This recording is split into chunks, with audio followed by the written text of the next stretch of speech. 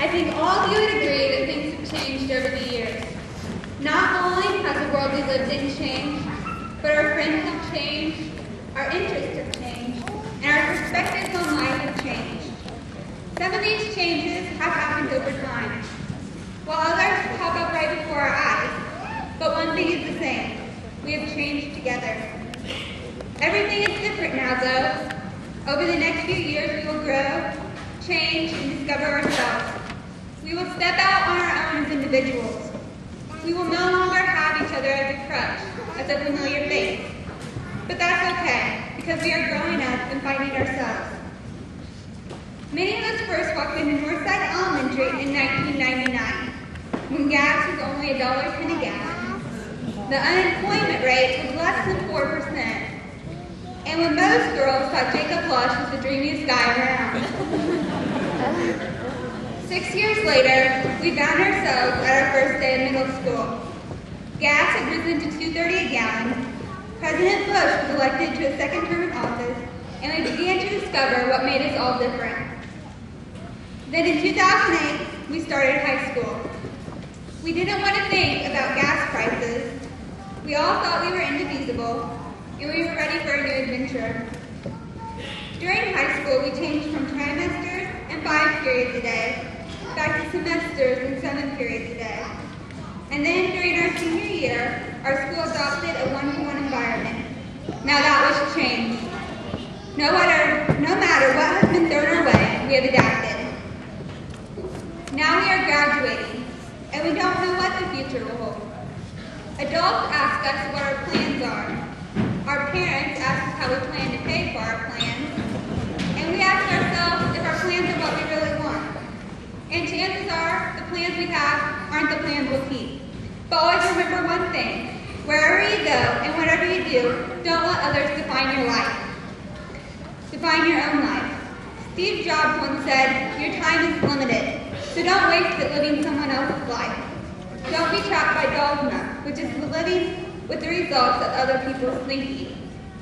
Don't let the noise of others' opinions drown out your own inner voice. And most important, have the courage to follow your heart and intuition. Sophomore year in health, we were asked to put 5 items in a bag that represented ourselves and our life. And quite frankly, it was probably one of the most insightful assignments we had, so I decided to do it for our class. The first item in my bag is a bottle of whiteout.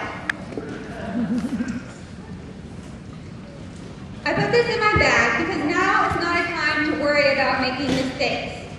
Now is the time to follow your dreams, however practical or impractical they may be.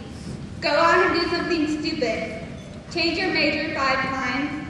Take a semester off and backpack through Europe. This is a time for growth and discovery. Don't worry about making a wrong turn. Just do it, and remember you're only young once.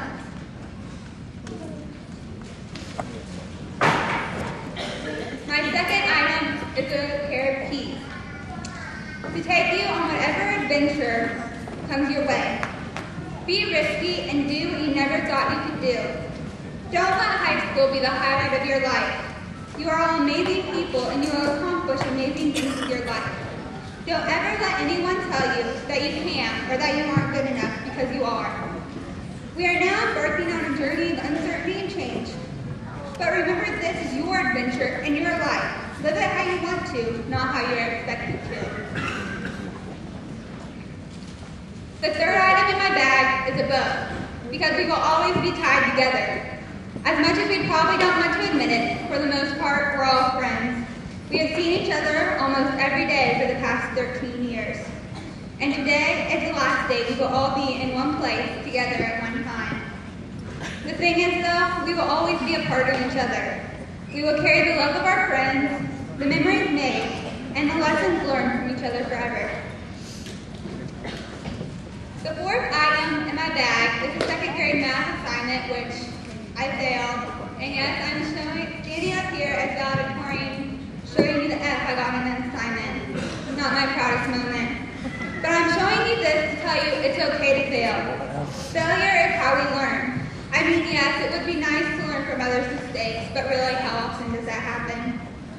Failure will teach you things you cannot learn anywhere else. Failure teaches you to be strong. Every time you fail, and yes, you will fail, you will become a little stronger. And that is why failure leads you to success, because every time you fail, you are one step closer to success. So don't live your life fearing failure, because then you really aren't living. And finally, the last item in my bag is a thank you card. I would like to start by thanking my grandparents for always supporting me and being there to cheer me on. Second, I would like to thank my parents. You two are my pillars, and I would not be standing here today without you. I would also like to thank all the wonderful administration, faculty, and staff here at UCCHS. I cannot imagine a school anywhere with a more caring staff. You have not only taught us about math and English, but about life and friendship. Last but not least, I want to thank the graduating class of 2012. Thank you for all the memories we have shared. Because of you, I am the person I am today. We have laughed together and cried together, and I will never forget the times we have shared. So class of 2012 and honored guests, the time is yours. Go out and discover the world. I wish you the very best, and thank you from the bottom of my heart for the past 18 years. And remember, this is not goodbye, but see you later.